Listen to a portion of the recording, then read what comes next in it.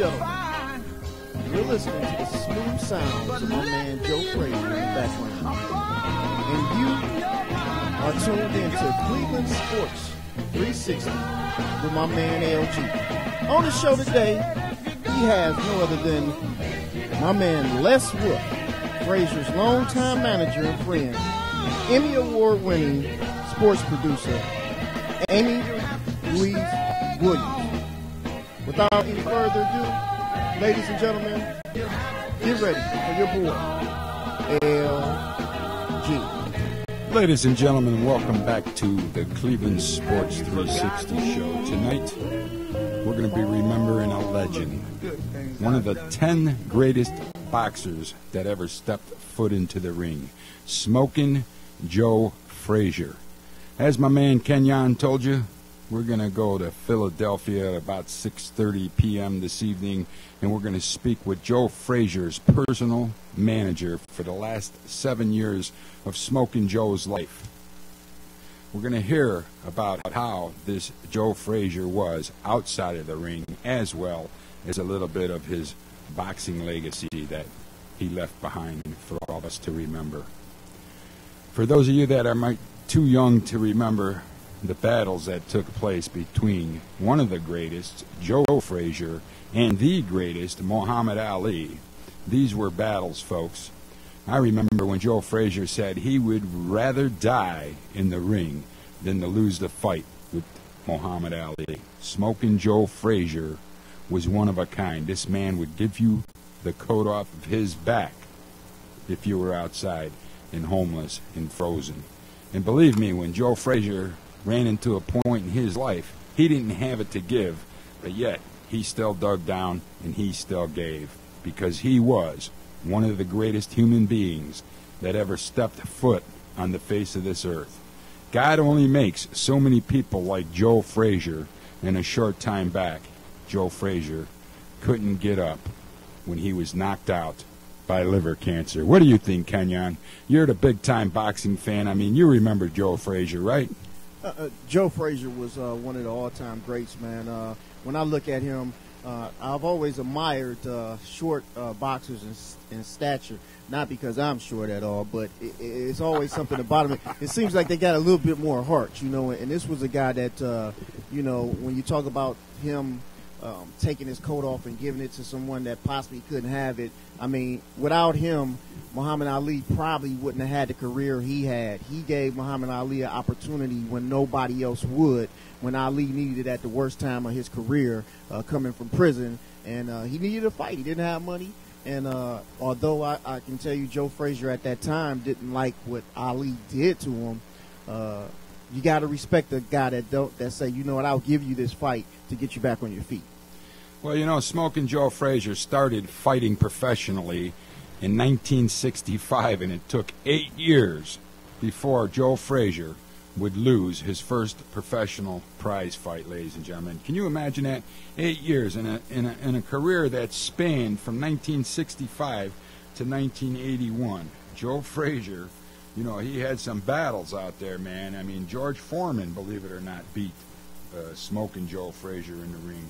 And I assure you it was a battle every time Joe Frazier stepped foot into the ring, and especially those fights with Muhammad Ali.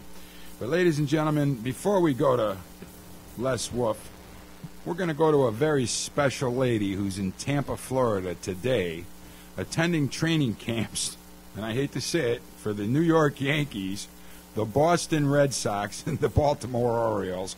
Miss Amy Louise Williams will be joining the Cleveland Sports 360 show. She was a very good personal friend of Smokin' Joe Frazier's. Amy Louise Williams has been all around the United States of America for a good number of years. She's an Emmy Award winning sports show producer. She's worked on so many different interviews. She's really talked to so many different athletes over her career, and her career is really just in mid-form right now, and it's just getting started. Nobody knows more professional athletes that I personally know than Amy Louise Williams. I mean, she's an Emmy Award-winning documentary. She grew up as an Army brat. Her father was a colonel in the United States military, and Amy Williams is coming to the Cleveland Sports 360 show live from Tampa, Florida. She flew out of Chicago this morning. Again, I know she's covering the enemy, the New York Yankees, and I do believe Amy Louise Williams is joining us live right now from Tampa, Florida. Amy, you there? Well, I'm breathing, so yes.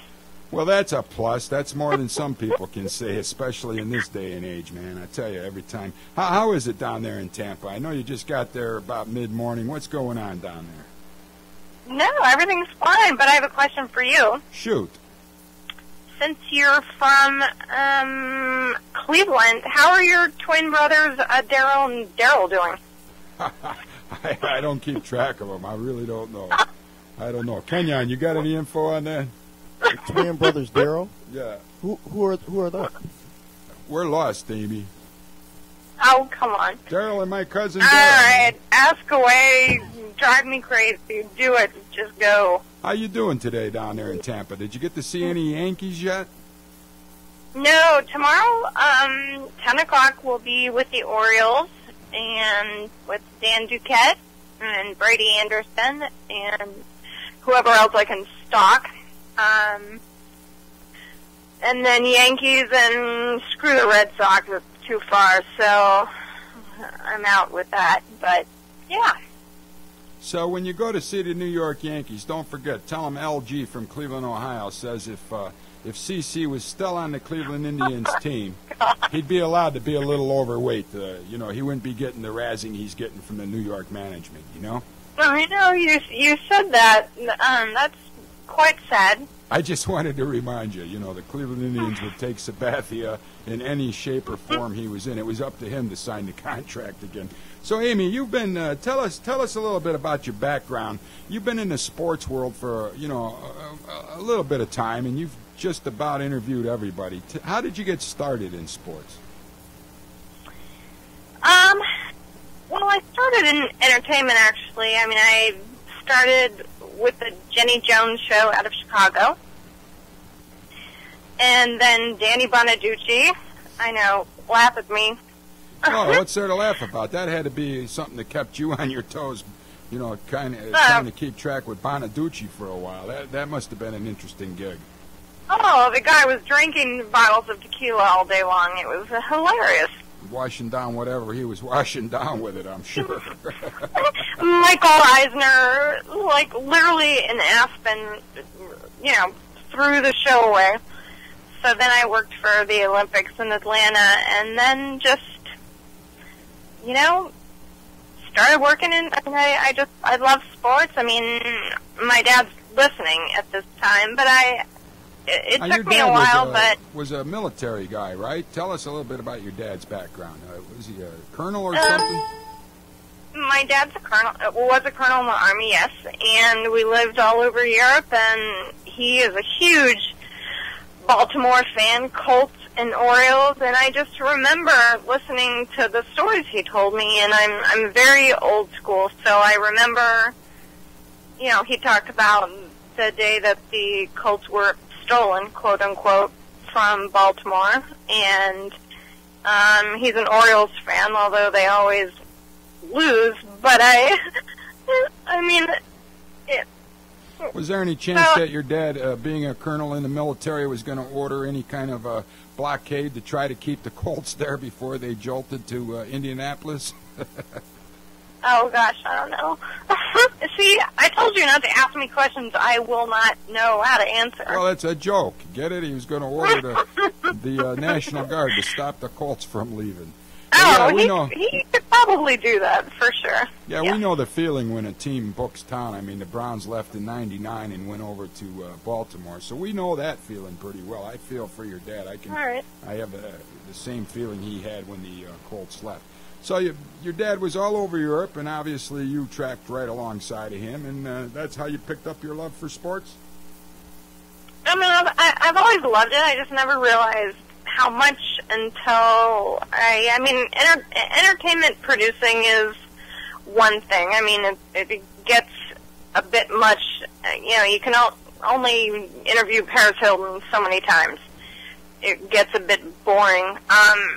So, I get to pick and choose who I interview, and I love the old school guys. I mean, I'm all about, the Brooks Robinsons and the Fergie Jenkins and those kind of guys that actually have a story. And guys, the multi-million-dollar paydays that these guys are getting today. Have you noticed a change in attitude to the professional athlete when you talk about a Brooks Robinson compared to the guys that you get to interview today?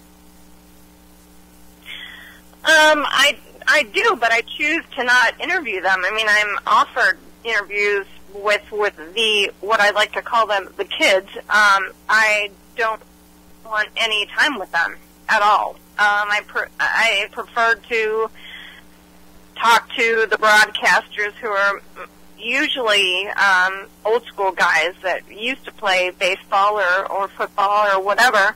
I don't really care about the kids that are playing today that are making all that money and have an attitude and wear the jewelry. I don't really give a crap. Well, that's nice. It doesn't interest me. I'm glad you get to pick and choose. But, a lot of people don't realize in all your travels, you really made a great friend in Smokin' Joe Frazier. Tell us a little bit. How did you first meet Joe Frazier, Amy?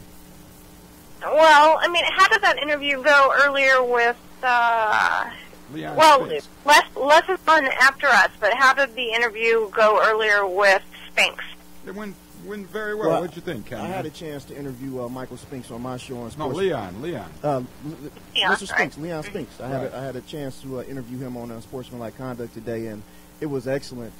He was laughing. He had a great sense of humor.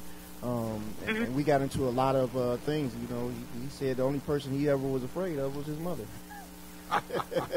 Well, let me ask you this, because I know that you're a huge boxing fan. Why do you think boxing is quote unquote dead at this point? Me personally, I think the heavyweight division is dead. I'm quite sure the people in Russia would think differently with the Klitschko's dominating.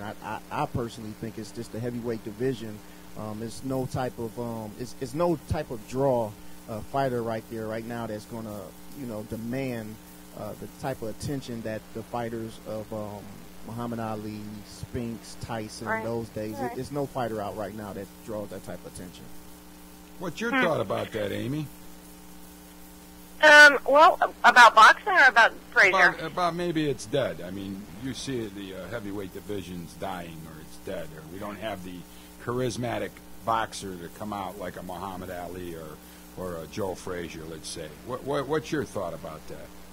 No, I mean, I guess I'm again old school thinking. I mean, I've seen how Les Wolff had relations with Joe Frazier and George Kalinsky and Cavallo and Spinks and all these people, and it's old school and it's just not around anymore. And I witnessed it, and I literally for years, and I miss it, and I just think it's I don't know. I mean, I miss it completely. You don't have the big-time promotion that we used to have back in the day. I remember months before an Ali Frazier fight would take place, the promotion, and even with Howard Cosell, I mean, come on, he added so much to those fights. I think Joe Frazier wanted to get out of the ring and punch Ali one time during the... he was at his funeral at one time. Yeah, Ali was at the funeral, but I'm saying he wanted to punch out... I made a mistake. I should have said I think Joe Frazier wanted to punch out Howard Cosell one time. Because Howard was kind of one-sided. I think everybody knows Muhammad Ali was Howard Cosell's boy. He really liked him. So. Well, how do you feel? How do you feel about the Rocky statue? How do you feel about that whole? Well, I don't understand that, but from what I understood, I think Stallone paid for that, right? So. You're going to have to ask Les that. I don't know for sure, but I know Stallone paid for it. Former Governor Rendell is going to put a statue up of Joe Frazier, so that's exciting. That's very exciting. But the Rocky thing is controversial. Yeah, I think. That's a good question to ask. Amy, it shouldn't be a Rocky statue, just for the simple fact, if you look at Rocky, those fights would have ended a long time ago. The referee would have stopped. You know how many times that guy gets hit? Right, right. But you know what, Amy? We had a fella in Cleveland that came back this year. You might be familiar with Jim Thome because he played in Chicago for a while. And Thome came back to the Indians just for a couple months this summer. And believe it or not, they're going to build a frickin' statue to Jim Thome here for the Cleveland Indians. And I don't understand that one at all because he's still alive. I mean, why would you build a statue for him? So, Amy, we're going to have to take about a 1 minute and 30-second commercial break. Could you hang on and hang in there with us? Oh, God, please, get rid of me. You guys are annoying. We're going to have you back for at least another 5 or 10 minutes. We're having a lot of fun with you. 10 minutes? Oh. Just stick on the phone. We're going to come right Blair, back. you're killing me. We're going to come back more with Amy Williams, who's coming live from Tampa, Florida. Hey, you go out there and enjoy the good weather. And we're going to get right back into more remembering Smokin' Joe Frazier with Amy Williams right here on the Cleveland Sports 360 show. 1 minute and 30 seconds. Well, that's his right, but come to fight, I'll fight him my way. I've come a long, long ways, and like they say, it took some doing. I played the boxer's role to reach the goal. We all pursued. Hello? And friends I fought like I was taught, and never a low. And I slide away. Yes, I sir. fought them fair, I fought them square, I fought them mine. No, I'm fine. I mean, it's up to you guys. When I did all, more than I can chew. No worries. Hey, can you put Larry on the phone? When there were doubts, I never once nicked about. I faced them all, and I stood tall and did it my way. I lived, I laughed and cried. I've had my fill of good and bad now. There are much I've not tried. Hey, babe. And when I think of all I've had now, I'm frank to say I've done okay. I traveled far along the highway, and right or wrong, I stood real strong and did it my way. For what is a man? For what has he got? If not himself, not such a lot. He got to be a devil still. He got to stand. Lord never knew. Now, the time is near. The time is here. To check my hopes and prepare to take the dare. It's time to climb right through them ropes and to face a man who has a plan and states that plan, not in a shy way. Well, that's his right, but come to fight, I'll fight him my way. Ladies and gentlemen, welcome back to the Cleveland Sports 360 show. Remembering Joe Frazier like tonight say, from StreamingSportsTalk.com with Amy Williams all the way from Tampa, Florida on the phone, a female sports journalist who's been covering sports for years, and she's really good at her job. She's interviewed just about everybody you can think of. Amy, you back with us? I'm right here. Hey, thanks for holding on. Amy, tell us a little bit about it. I notice a lot, you see it so much today. ESPN has the females running up and down the sidelines. Half of them don't know anything about sports. And I notice you've been around and you've interviewed all the greats. What's it like being a female in sports? Well, I mean, just like what you said, you're right. I mean, I know nothing about sports. I told you that earlier. No, I mean, I don't do live things often, so radio is scary for me. I usually do, all my research beforehand because I don't do live stuff. I've just not wanted to do that. But, no, I mean, I have restraining orders on, I think, 2 people right now. What were they, stalkers? Pretty much, yes. And how did that come about? Just because they saw my photo on Facebook, or they know who I am, or they've seen me on TV or something like that, and continued to accost me, and it's been a pain in the butt, actually. I've had to go to court and stuff like that, so it's... So they're after your assets, aren't they? Wait, break that down a little bit. Well, obviously they like what they see and they're after it. What can I tell you? You know, but I know it's tough being in the limelight and then trying to protect yourself at the same time. I mean, look at what some of these celebrities go through, and there's people that break into their house and every other thing. I'm sure you probably... Oh, no, I sleep with a knife under my pillow. I'm not kidding. Wow. I do. Don't ever have a nightmare and stab yourself. It'll be terrible. What about... Well, it would be. Tell us, what's the worst thing that ever happened to you being a female in the sports world? I guess what I just said was, being stalked. I mean, I have emails and Facebook things and phone calls from professional athletes that are literally making millions and millions of dollars that are threatening me, and I've never even met them, threatening myself and my family, and that's scary. Well, that shows you what a bunch of babies are playing professional sports in some situations. Right. I'm sure it doesn't fit everybody, but some of these guys are just prima donnas, man. If you could tell us some of those names, we'll try to help you out there, Amy. Oh, I would love to. Gosh, let's see. Somebody that plays for San Francisco, you guys can figure it out. He plays now? Yep. That's all I'm going to say about that. Is that baseball, the Giants? No, it'd be football. Oh, okay. Football. Uh-oh. Kenyon's good buddy. We have a coach here. No. We have a coach here in Cleveland. And, yeah, I know a few of the San Francisco 49ers there. That would be Kenyon correct. will put the good word in for you, Amy. We'll tell him to back off Amy Louise Williams or LG Just and ask Kenyon. your brothers, Daryl and Daryl. They'll let you know. We'll make a trip out to San Francisco and take care of this. So, give us a little bit of insight. What were you working on with Joe Frazier right before he got sick, Amy?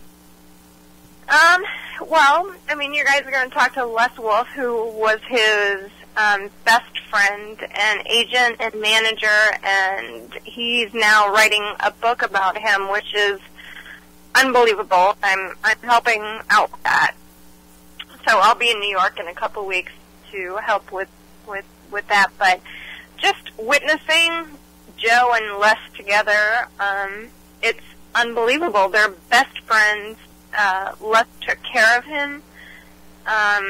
It was just an amazing relationship that the two of them have. And watching Joe, going to Madison Square Garden for the, 40th anniversary of the Thrilla Manila. Now, you were there for that, right?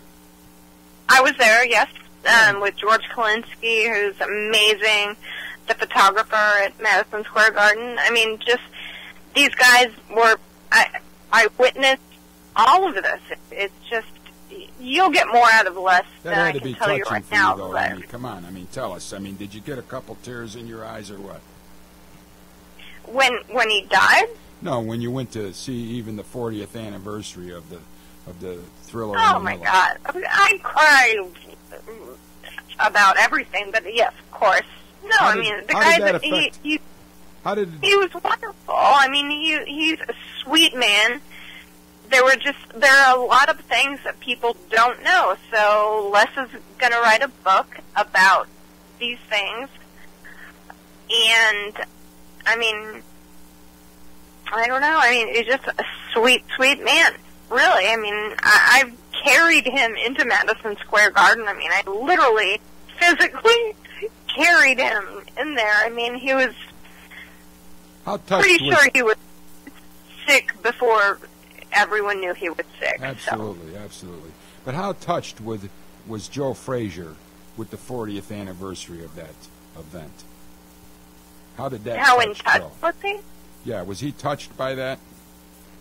Oh, my gosh, absolutely. And you know what? He never, ever said no to anyone asking him for a signature or a signing or anything. Never. He always did anything everyone asked. I mean, even when he was when sick, I was around. And yeah. and I know from what Les told me, when they were in Europe and traveling everywhere, you know, people would just flock to him and ask for signatures and all the stuff, and he never said no.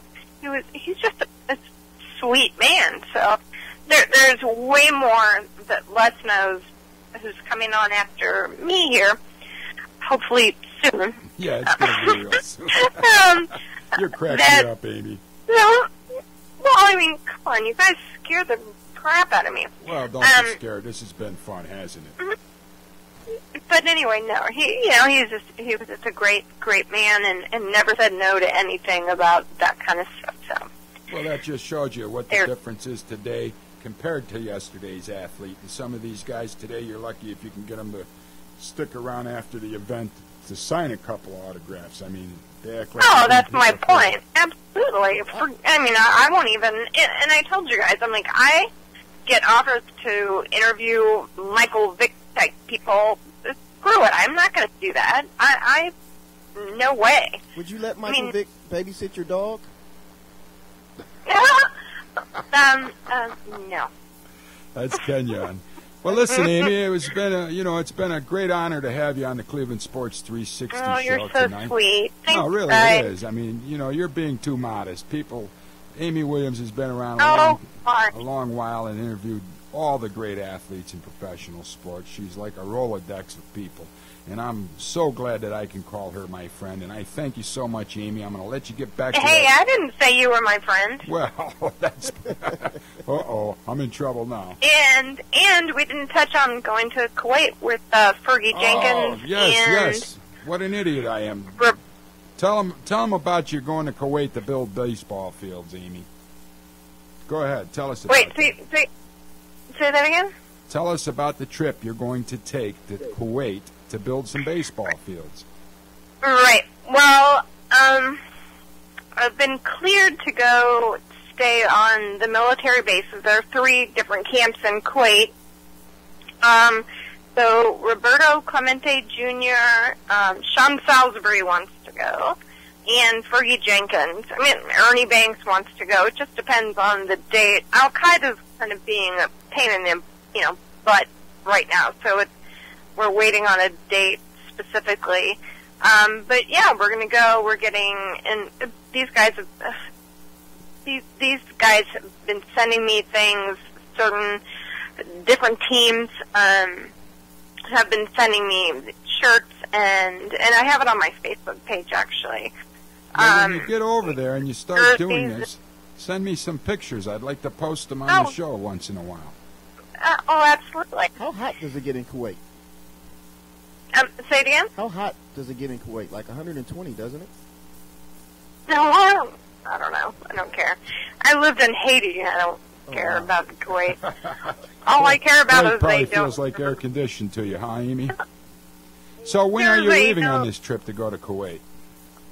Wait, I couldn't hear you. Say it again. When do you leave to go to the trip in Kuwait? Oh, I don't. That's the problem. They're waiting just because. I mean, I've been cleared to go, but Al-Qaeda, they're worried about me going over there. So I'm waiting just for specific dates. So I will absolutely let you know when I go. Okay, that'll be fantastic. And maybe you can get a restraining order against Al-Qaeda while you're over there. Keep those. Wow, that would be fun, huh? Keep those thugs away. You know what I mean? Right.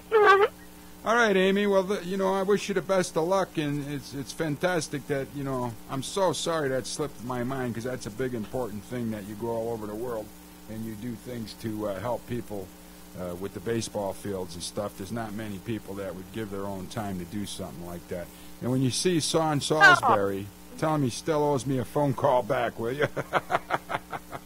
No, I mean, I'll tell you that these guys, and when I say guys, I mean women and men, after their missions, quote unquote, they talk to me via Skype, and they're in tears. They miss their sports. So it's just like, I mean, they miss their sports. They can't get online when they need to, and so they talk to me on Facebook mostly, and on Skype, and they miss their sports. They're like, we just miss it. It's horrendous for them. So this is something that's, I think, different to go over and bring, you know, these guys are Yankees fans and Red Sox fans and all this kind of stuff. So I'm all over the country getting, you know, quotes from people for these guys and shirts and mitts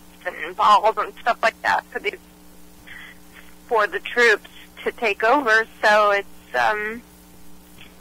it's what they want. It's certainly they deserve, and you know, I mean, it's not a big thing to ask from a team. I mean, no one said no to me at this point. I mean, I'm just taking stuff over to Kuwait, you know? So. Okay, well, I wish you all the best of luck with that. I'm so glad they have somebody to depend on like you, and we're going to have to let you go because we got to get to New York and get Les on the phone. It's already 6:30. But God bless you, Amy Williams. Thank you so much for taking out, you know, a half an hour and spending it on the Cleveland Sports 360 show. And I'll be talking to you real soon, okay? All right, sweetie. Thank you so much. You guys take care. You too.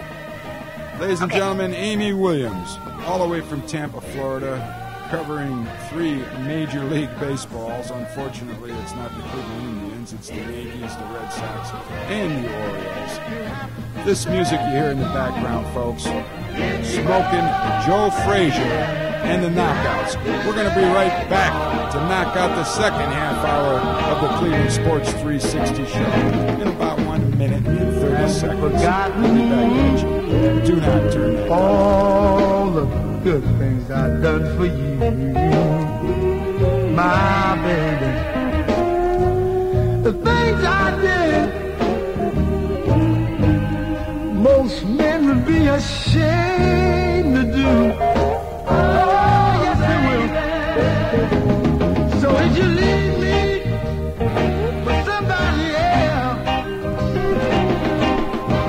you just wouldn't be doing right by yourself. I said, if you go, baby. I said, if you go, baby. I said, if you go, baby. You have to stay gone. If you go, baby, you have to stay gone.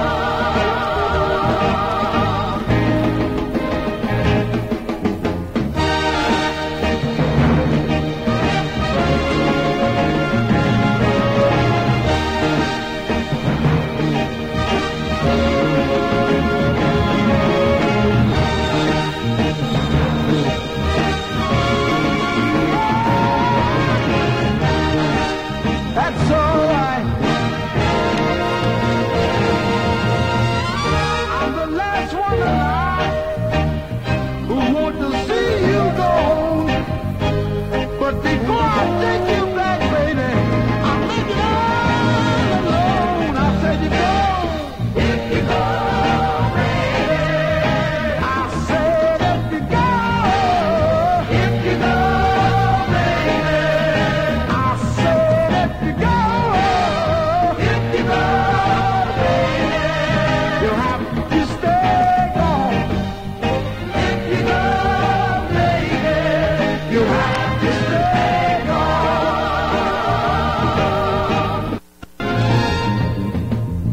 I won't stop you if you want to go.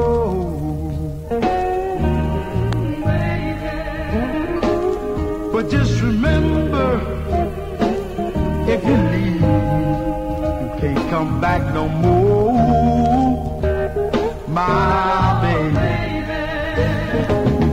People say, if you seek, you should find. Ladies and gentlemen, welcome back to the second half hour of the Cleveland Sports 360 show. In this half hour, we're going to be joined by Les Wolff, Joe Frazier's longtime friend and personal manager, somebody that reeled Joe Frazier in and represented Joe fairly, which is something that Joe Frazier didn't necessarily have for his entire professional career. Ladies and gentlemen, joining us live from New York right now, Les Wolff. Les, you there? I'm here. How are you this evening, sir? I can't complain because no one listens when I do. Well, that's funny. Nobody listens. I bet there's a lot of people that listen to Les Wolff. Les, tell us a little bit about your background. You're not necessarily a big-time boxing promoter or a fan. Tell us how you got started and how did you meet Joe Frazier?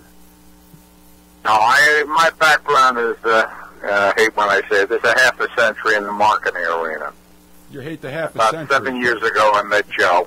Somebody introduced me to him. Someone said he was Joe's sparring partner, which Joe later told me had no truth to it.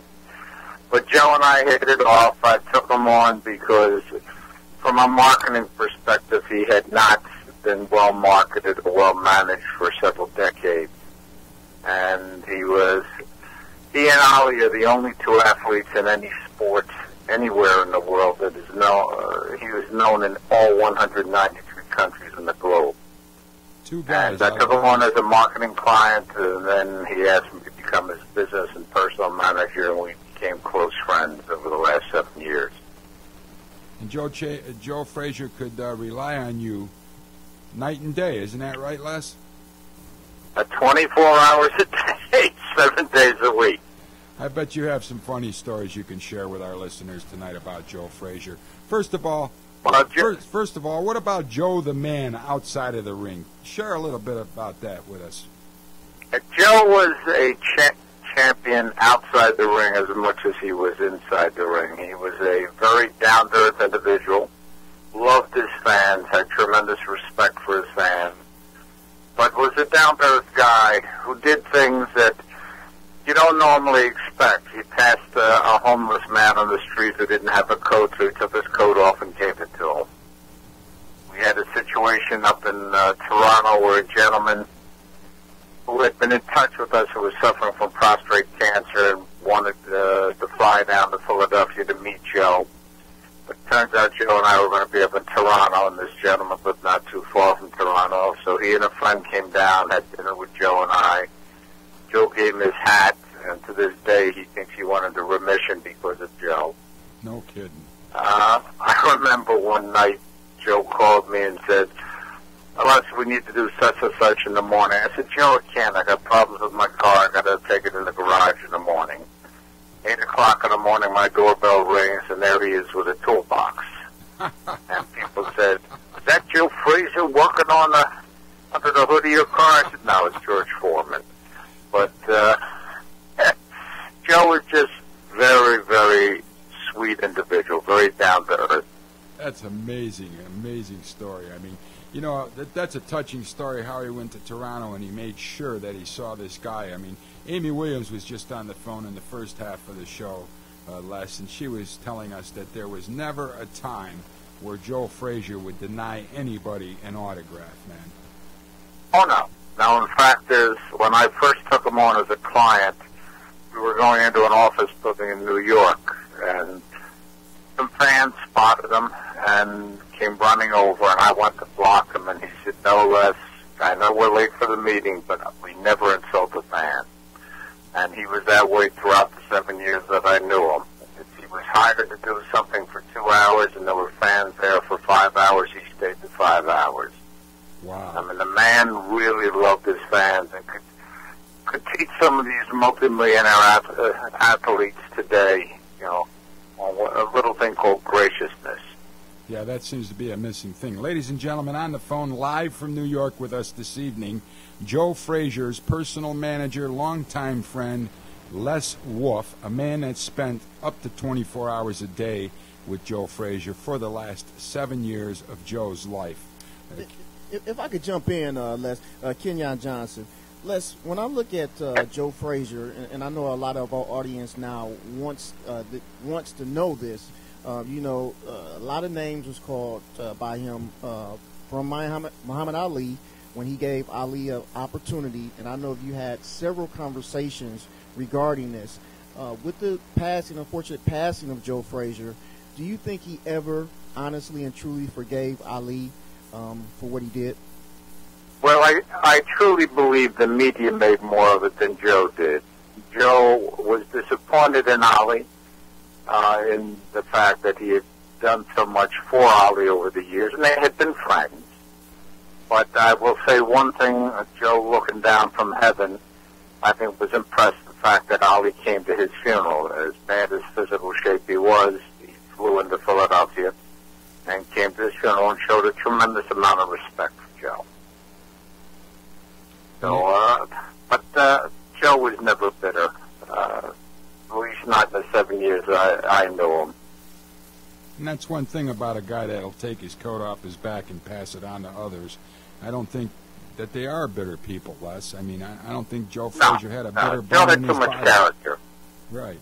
I mean, I get a kick out of the music that Joe Frazier, we've been playing it all night, Joe Frazier and the Knockouts, Les. What's going on with all the stuff that Joe Frazier left behind? I mean, obviously there's a whole legacy here. What's the plans? What are you working on? And what can what we're Joe looking Frazier fans to do look is forward to keep his legacy as a man alive. The legacy as a boxer will go on forever. But we want people to understand what he's like for a man. Right now there is a film treatment being developed for a feature film on his life. There is a book that I'm in the process of putting together where we are asking fans and friends to kind of tell us their stories that reflect on Joe's personality. And we are in discussion putting a team together of people to put together a tribute, which we would like to have a musical base to it, where we may be able to put a concert tour on around the country, as well as perhaps a documentary and a television show. So it's all in the working stages at this moment. Now, Les, how do people get a hold of you to send you their stories and stuff? Give a shout out to how people can get a hold of Les Wolff, Joe Frazier's longtime manager and friend, to forward you any kind of a little message that maybe what Joe Frazier meant to them as a man or a person. How do you get a hold of Les Wolff to forward these things? The simplest way is to send something to my email, and that would be, I'll give you, I have several emails, but I'll give you the easiest one to remember. That'll be fine. It's Smart Wolf.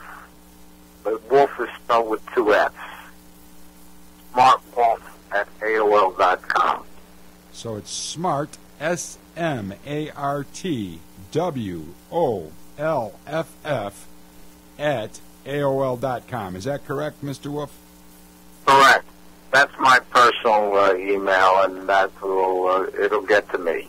So if anybody has any stories they'd like to share about the life of Smokin' Joe Frazier, one of the 10 greatest boxers and one of the greatest individual human beings that ever stepped foot on the earth, you can email it to smartwolf@AOL.com. Remember, that's 2 F's, folks. WOLFF. smartwolf@AOL.com. So, Les, what kind of a time frame can we look forward to seeing a book being put together? I know these things take time. You got to find a publisher. How far well, we just started collecting. I figure it's going to take about 3 or 4 months to put it together. We're talking to publishers, trying to find the right publisher to go along with it. And as I said, it's just in the beginning stages, but we're getting some nice stories in, and we're getting them from, as I said, the fans and friends and even opponents. Talked to Larry Holmes' assistant this afternoon. He's going to put something together. Larry was a sparring partner for Joe. Right. Now, until Joe broke his ribs. But then he always reminds Joe he knocked out his son Marcus. So it all worked out. So Joe Frazier broke Larry Holmes' ribs, right? Right. Larry was a sparring partner. Right. Now, you're working with a whole other group of boxers right now, aren't you? You're putting together what? Right, I'm putting together a thing called the Cadre of Champions. These are mostly retired boxing champions. Ken Norton, Leon Spinks, Ray Boom Boom Mancini, Aaron Pryor, Riddick Bowe, George Chuvalo, and I have one active boxer, Roberto Benitez, who we are working on things for the Hispanic market. But the idea of the Cadre of Champions, they are a marketing tool for businesses that would be interested in tying in the idea of champions as it relates to their business. And when you think of boxers, you also think of tough, rough, strong, powerful, and a whole series of creative concepts that can be developed. As an ex-creative director, it's very easy to come up with very strong visual imagery to make a point. And these guys are great for that. Well, I'll tell you something, Les. I know that you and I talked last week for a short time on the telephone, and you wanted to maybe get into some internet radio yourself. But we'll give you an open invitation to come to streamingsportstalk.com anytime you want to come down to Cleveland. Bring your group of guys with you, and we'll have them on air in-house here, and you can kick off your launch of things that way if you'd like to do something. I appreciate that. Yeah, That's just very give us kind. a call anytime, and all those guys and yourself, we'll dedicate as much time as it takes to put a show together for you like that. What do you think there, Kenyon? Oh, I think 100% we definitely do it. I listened to that list of names. Me being a young kid watching Aaron Pryor and Alexis Arguello go at it, probably the best fight I've ever saw in my entire life. And just looking at that. But Les, why do you think so many boxers after boxing end up financially devastated? Well, unfortunately, it's not just boxers. 70% of NFL players and NBA players after 5 years of retirement are bankrupt. It's only about 25% with baseball and hockey players. But boxing, football, basketball, much of it is basically mismanagement, lack of financial literacy, people who are ripping them off right and left, in particular family, friends, some of the managers. It's a shame, but it is unfortunately a pattern that has existed for a long time, and we're doing what we can to try and avoid that to happen to these guys in the future. And one of the it's a problem. And one of the speculations, and I would love for you to end this right now, but we get hundreds of Twitter questions when the documentary came out on Joe Frazier, and several national sportscasters would come out and say that he was living in his gym, he had no money left when he passed. Can you end that speculation now for us here, Les? Well, first, he was living in his gym, but what no one seems to understand, he had a 3,500 square foot loft with 3 bedrooms, beautifully decorated. There's one gentleman who came down from New York, looked at it, and said it would be a $20 million loft in Soho. It was not what people think. He had a whole floor at the top of his gym. And I moved him out of it in 2008 because he had had a very serious back operation. He had been injured in an auto accident, I think it was a year before I met him. And he had had 3 surgeries. In February of 2008, spent 6.5 hours in the operating table.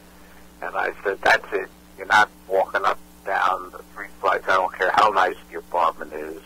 And I moved him into a luxury high-rise where he could take the elevators up. He gave me a hard time, but I'm more stubborn than he was, so it worked out.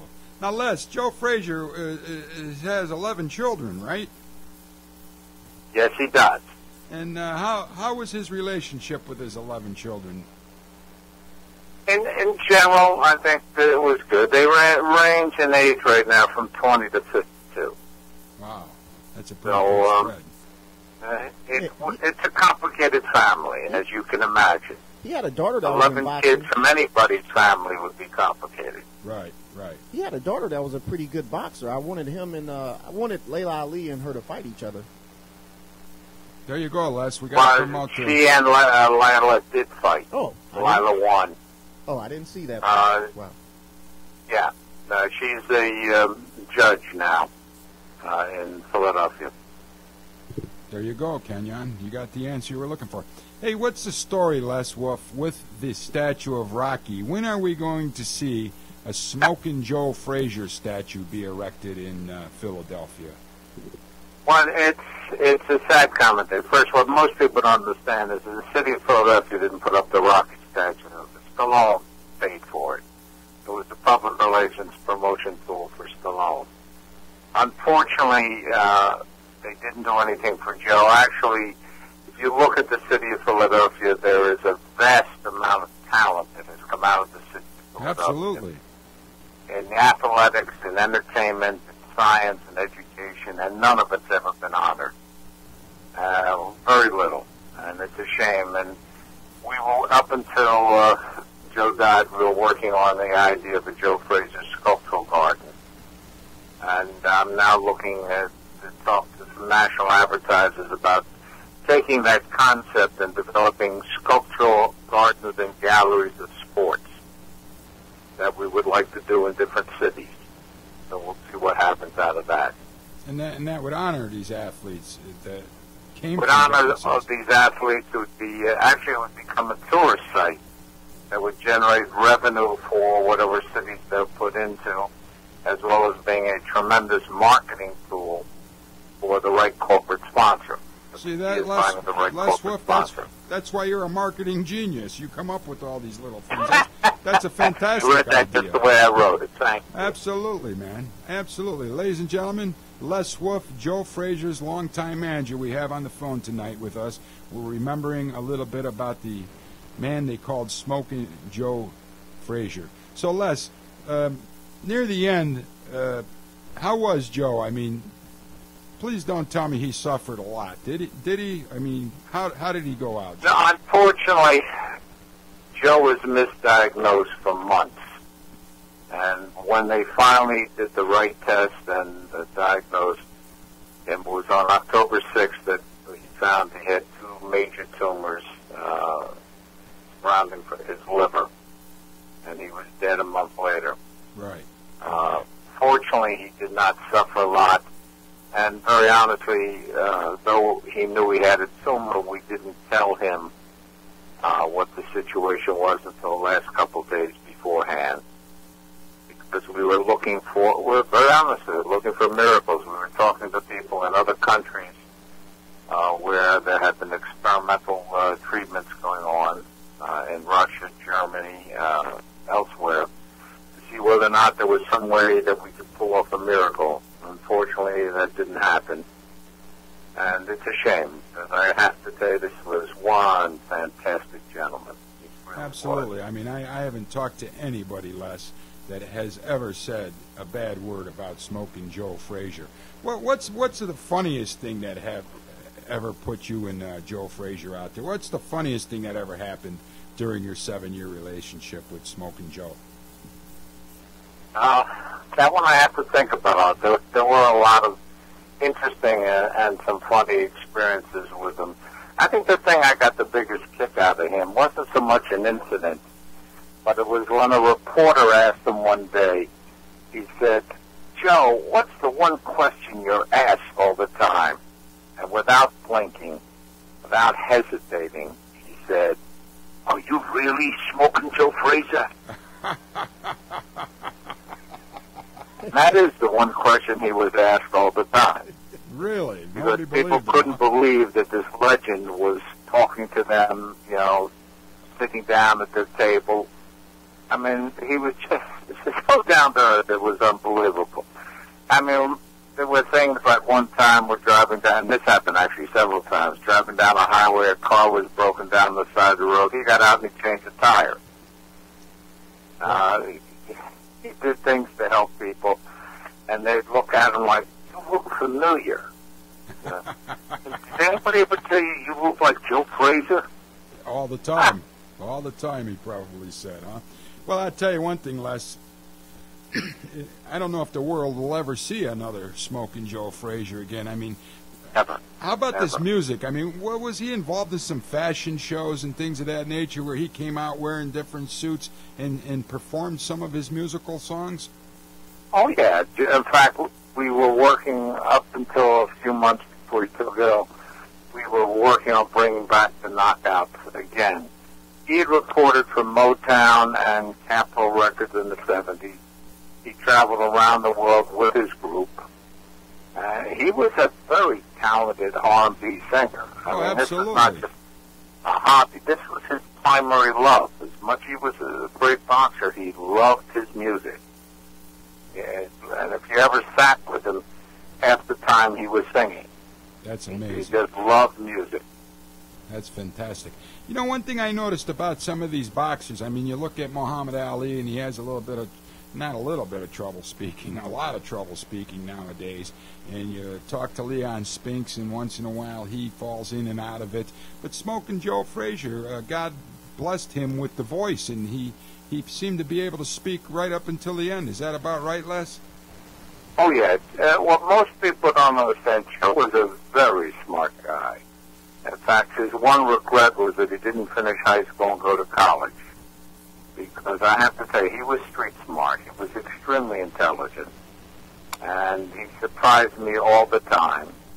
And he had an insatiable appetite for learning things. And very technical, very technically smart. As I said, he repaired my car that time. And he owned a number of old cars. He liked old cars, not new ones, just so he could work on them. So Smokin' Joe was an avid mechanic, is what you're telling us. Absolutely. So when he did fix your car, did you get out there and go on a trip with him then that you were trying to postpone? Oh yeah. That's all So right. the one thing I will have to say is that I complained about him. He was the worst backseat driver you ever ran across. That's amazing. Les, you're too close to that truck. Les, get over to the side a little. Les. No kidding. I tell you what, I have a grandson that's like that, and he's only 5 years old. God only knows what he's going to turn into.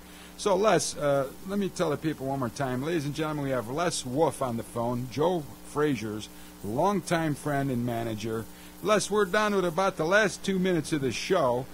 Is there any one story you'd like to share with us before the show ends tonight about Smokin' Joe Well, Frazier? I think more than a story, there is a saying that Joe used all the time, or I refer to it as smokeism, that I think if more people understood, this world would be a lot better. And Joe used to simply say, there is no right way to do wrong. There is no wrong way to do right. And if we could get that message through, we'd have a lot less trouble in this world. Man, you're right. This guy was a smart guy. I mean, sometimes you don't Oh, learn. yeah. You don't learn in college something like that, Les. So, the Lord gifted him with some smarts with a saying like that. I can certainly tell you that. So, pretty soon we can look forward to a book. And then, how long until you get the group of all those boxers together, Les? Actually, I have them together now. We're just going to launch. Some of them live in Vegas. Some live here on the East Coast. One lives on the West Coast and one's in Toronto. So it's to see how we will package things and see what works out, whether we can do something with all of them at one time or at individual situations, autograph signings, endorsement deals. We're looking at what fits, right for them. And each individual is different in the sense that there may be something about their character, their history, what have you, that we will look to create something special around them.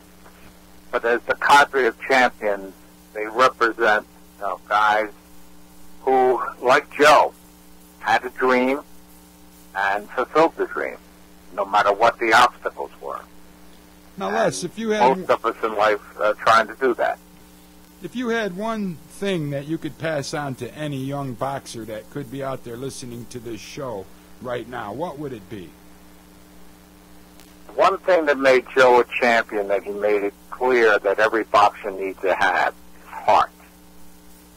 And I have the heart of a champion, or otherwise you'll never make it. And there's a wonderful quote by Jack Dempsey A champion is one who gets up when he can't.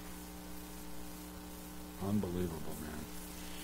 Well, Les, we're about out of time for tonight, but I can't thank you enough for taking time out and sharing some of your wonderful Smokin' Joe Frazier stories. Remembering Joe Frazier tonight has been an honor for the Cleveland Sports 360 show. Once again, I'm sure Joe's looking down and is thankful for your attention to him. Well, Appreciate you know what? it I remember the fights with him and Ali, and I tell you what, I tell people to this day, I don't ever remember fights that took place like that. And Joe Frazier had a lot of heart. He always exhibited. Remember, Les, anytime you can come and use our platform, bring your boxers down with you. We'd be more than happy to host you forever, for however long it takes. I'll definitely keep that in mind. I appreciate it. Absolutely. And we'll put out some publicity, and we'll get this thing off the ground with you. It's been a pleasure. All right. Well, God bless you, and hope to talk to you soon, okay? All right. Thank you. Thank you, Les Wolff. Ladies and gentlemen, that's about it for the Cleveland Sports 360 show. We're going to play in its entirety a little bit of more of Joe Frazier in the knockouts. Coming at you live on the Cleveland Sports 360 show. That was Les Wolff, Joe Frazier's longtime personal manager. A special thank you goes out to Amy Louise Williams, who called in all the way from Tampa, Florida, to share some of her experiences in sports. She's leaving for Kuwait soon to build some baseball diamonds. Amy Williams, if you're out there listening, which I bet you are, thank you very much for coming on to the Cleveland Sports 360 show. God bless Joe Frazier. Thank you, Les Wolff, for sharing your stories. We'll be back here next Monday night with more of the Cleveland Sports 360 show. Right here at StreamingSportsTalk.com. Good night, ladies and gentlemen. We'll see you next week. Don't forget to tune in to my main man, Kenyon Johnson, and all those people during the week back here on StreamingSportsTalk.com. We'll see you. Good night, everybody.